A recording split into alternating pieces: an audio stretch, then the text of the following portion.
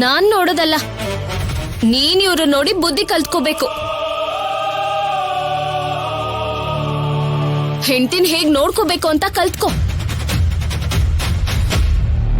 ನೀನ್ ಕಾಂಟ್ರಾಕ್ಟ್ ಮೇಲೆ ಮದ್ವೆ ಆಗಿರೋದು,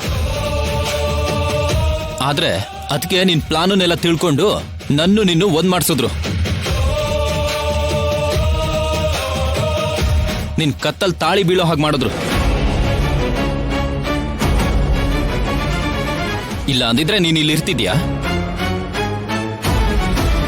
ಪ್ರಶಾಂತವಾಗಿ ಇರ್ಬೋದಲ್ವೇನೋ? ಅದ್ ನನ್ನ ಹೆಸರಲ್ಲಿ ಬಿಟ್ರೆ ಜೀವನದಲ್ಲಿ ಇಲ್ವೇ ಇಲ್ಲ ಅಣ್ಣ. ಯಾವಾಗ ನೋಡಿದ್ರೆ ಏನೋ ಒಂದು ತಲೆನೋವಿರುತ್ತೆ. ನೀನ್ ಒಳ್ಳೇದ್ ಮಾಡ್ಬೇಕು ಅನ್ಕೊಂಡ್ರೆ ಒಳ್ಳೇದೇ ಆಗತ್ತೆ. ಆದ್ರೆ ನೀನು ಬೇರೆಯವ್ರ ಜೀವನದಲ್ಲಿ ಏನಾದ್ರೂ ಕೆಟ್ಟದಾದ್ರೆ ಅದರಿಂದ ಸಂತೋಷ ಪಡ್ತೀಯ ಅಂದ್ರೆ ಅದು ಕರೆಕ್ಟ್ ಅಲ್ಲ. ನೀನ್ ಬದ್ಲಾಗ್ಬೇಕು ಅಶ್ಮಿತಾ.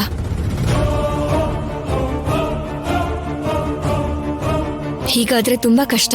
ಇವ್ರು ಹೀಗೆ ಅವ್ರು ಹಾಗೆ ಅಂತ ಯಾವತ್ತೂ ಅನ್ಕೋಬಾರ್ದು. ನಿನ್ ಮೈದಾ ನನ್ಗೂ ಹೀಗೆ ಸೇವೆ ಮಾಡಿದಿದ್ರೆ ನಾನು ಚೆನ್ನಾಗೇ ಇರ್ತಿದ್ದೆ. ಅವಳಿಗೆ ನಾನೇನು ಸೇವೆ ಮಾಡ್ತಿಲ್ಲ. ಅವಳು ಗೇಮ್ಗೋಸ್ಕರ ಮಾಡ್ತಿದ್ದ ಪ್ರಾಕ್ಟೀಸ್ ಅಲ್ಲಿ ಕಾಲ್ ನೋವು ಬರ್ತಿತ್ತು ಅಂತ ಆ ನೋವು ಹೋಗ್ಲಿ ಅಂತ ಚಿಕ್ಕ ಪ್ರಯತ್ನ ಮಾಡ್ತಿದ್ದೆ ಅಷ್ಟೇ. ನನ್ ಕನಸನ್ನ ನನಸು ಮಾಡೋದಕ್ಕೆ ಅವಳು ಎಷ್ಟೋ ಕಷ್ಟಪಡ್ತಿದ್ದಾಳೆ. ಓಕೆ, ಅವ್ನ್ ಮಾಡ್ತೀನಿ ಅಂದ್ರೆ ನೀವ್ ಯಾಕೆ ಬೇಡ ಅಂತಿದ್ದೀರಾ? ಮಾಡ್ಲಿ ಬಿಡಿ. ಇಲ್ಲ ಅಂದ್ರೆ ಅವನ್ಗೆಲ್ಲ ನನ್ ಹೋಲ್ಕೆನೆ ಬಂದಿದೆ ಅಂತ ಮನೇಲಿ ಯಾವ ಕೆಲ್ಸನೂ ಮಾಡಲ್ಲ ಅಂತ ನಾಳೆ ನೀವೇ ಅವನಿಗೆ ಬೈತೀರಾ. ನನ್ನ ಮಗನಿಗೆ ಅಂತ ಪರಿಸ್ಥಿತಿ ಬರೋದೇನಕ್ಕೆ? ಲೇ ಬಿಟ್ಟು ಯಾವ್ದೇ ಕೆಲ್ಸ ಇದ್ರು ನೀನೇ ನಿಂತು ಮಾಡು, ಸರಿನಾ? ಅರ್ಥ ಆಯ್ತಾ? ಸರಿ ಅಮ್ಮ. ನಾವೇನೋ ಸುಮ್ನೆ ಕೂತ್ಕೊಂಡು ಈ ಮನೇಲಿ ತಿಂತಿರೋ ತರ ಮಾತಾಡ್ತಿದ್ದಾರೆ ಇವ್ರು. ಚಿಕ್ಕ ಮಕ್ಕಳಿಗೆ ಹೇಳೋ ಮಾತೇನೆ ಇದು. ಮಕ್ಕಳು ಹೀಗೆ ಹಾಳಾಗೋದು. ಚಿಕ್ಕ ವಯಸ್ಸಿಂದ ಈ ತರದ ಕೆಟ್ಟ ಅಭಿಪ್ರಾಯಗಳನ್ನ ಅವ್ರಿಗೆ ತಿಳಿಸಬಾರ್ದು. ಅಮ್ಮ ಅಮ್ಮ ಅಮ್ಮ, ನನ್ ಸೀರೆ ಹೇಗಿದೆಯೇ? ತುಂಬಾ ಚೆನ್ನಾಗಿದ್ಯಮ್ಮ. ಈಗ ನಾವು ಚೆನ್ನಾಗಿದ್ದೀವಾ ಅಥವಾ ನಾವು ಹಾಕೊಂಡಿರೋ ಬಟ್ಟೆ ಚೆನ್ನಾಗಿದ್ಯಾ ಅಂತ ನೋಡ್ಕೊಳ್ಳೋ ಸಮಯ ಅಲ್ಲ ಅತ್ತೆ ಇದು. ಎಲ್ಲಿ ಏನ್ ಮಾತಾಡ್ಬೇಕು ಏನ್ ಮಾಡ್ಬೇಕು ಅನ್ನೋದು ಇನ್ನೂ ಅರ್ಥ ಆಗಿಲ್ವಾ ಅತ್ತೆ ನಿಮ್ಗೆ? ವಯಸ್ಸಾಯ್ತು ಒಂದ್ ಮಾತ್ರಕ್ಕೆ ಚೆನ್ನಾಗಿ ರೆಡಿ ಆಗ್ಬಾರ್ದಾ ಏನೋ? ಅವ್ರ ಬಗ್ಗೆ ಏನ್ ತಲೆ ಕೆಡ್ಸ್ಕೊಬೇಡಮ್ಮ. ಸೀರೆ ಮಾತ್ರ ಸೂಪರ್ ಆಗಿದೆ. ಆ ಚೆನ್ನಾಗಿದ್ಯಾ? ಆ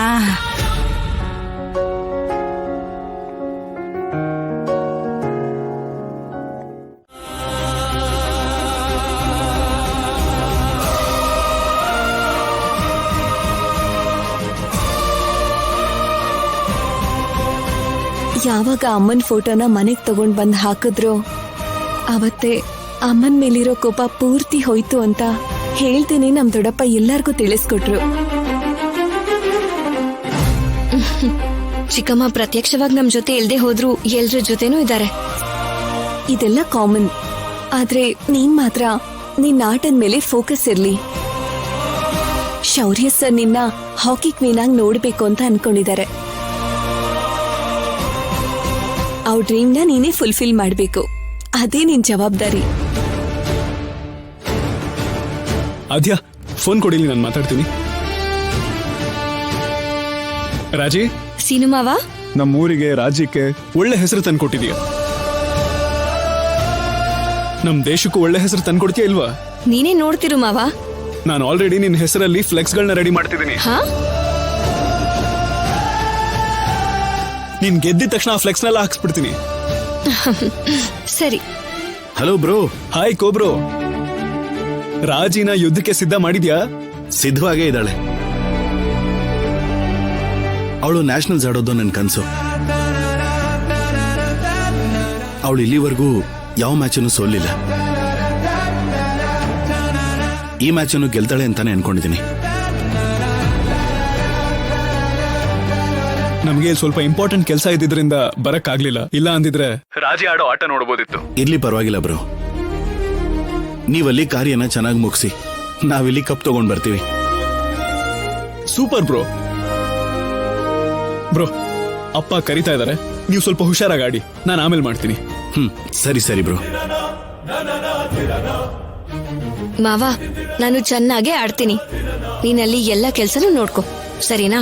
ಸರಿ Raji, all the best. Thank you. Raji, I love you, miss you. Miss you too. ನೋಡಿದ್ಯಾ ರಾಜಿ, ನಿನ್ ಮೇಲೆ ಎಲ್ರಿಗೂ ಎಷ್ಟು ಹೋಪ್ಸ್ ಇದೆ ಅಂತ.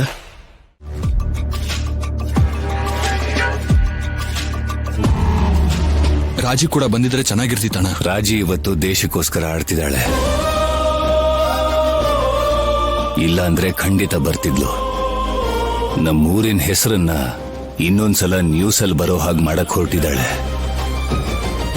ನನ್ ಸೋದ್ರು ಸೊಸೆ ಖಂಡಿತ ಕಪ್ ಗೆದ್ಕೊಂಡೆ ಮನೆಗ್ ಬರ್ತಾಳೆ.